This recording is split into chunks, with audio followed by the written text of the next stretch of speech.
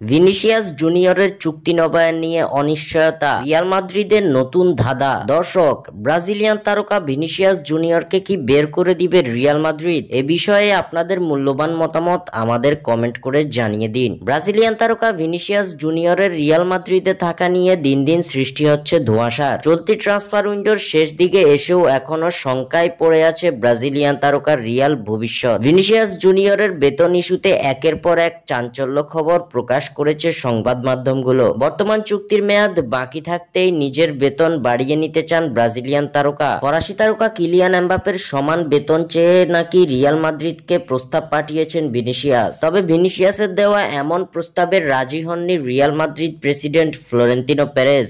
এমন তথ্যই দিয়েছিল ইউরোপ ও স্পেন সহ বিভিন্ন দেশের সংবাদ মাধ্যমগুলো। এসবের মাঝে এবার আরো এক চাঞ্চল্যকর তথ্য দিয়েছে স্পেনের রেডিও স্পোর্টস প্রোগ্রাম এল লাগরেরোর সাংবাদিক টোনো গার্সিয়া। ফুটবল বিশ্লেষণমূলক এই প্রোগ্রামে গার্সিয়া জানিয়েছেন, ভিনিসিয়াস জুনিয়রের বেতন বাড়িয়ে নতুন এক প্রস্তাব পাঠিয়েছে রিয়াল মাদ্রিদ। তবে রিয়াল মাদ্রিদের দেওয়া সেই প্রস্তাব নাকচ করে দিয়েছেন ব্রাজিলিয়ান এই তারকা। গার্সিয়ার মতে লস ব্ল্যাঙ্কোসরা ভিনিসিয়াসকে মৌসুম প্রতি 20 মিলিয়ন ইউরো বেতন প্রদানের প্রস্তাব পাঠিয়েছে। তবে মাদ্রিদের এমন আকাশচুম্বী প্রস্তাবেও রাজি হননি ভিনিসিয়াস। ব্রাজিলিয়ান তারকার দাবি মৌসুম প্রতি 25 মিলিয়ন কিংবা তার বেশি নেট বেতন, যার দ্বারা তিনি হবেন ক্লাবের সবচেয়ে বেশি বেতন পাওয়া খেলোয়াড়। রিয়াল মাদ্রিদের সঙ্গে এই ব্রাজিলিয়ানের চুক্তির মেয়াদ রয়েছে 2026 সালের জুন মাস পর্যন্ত।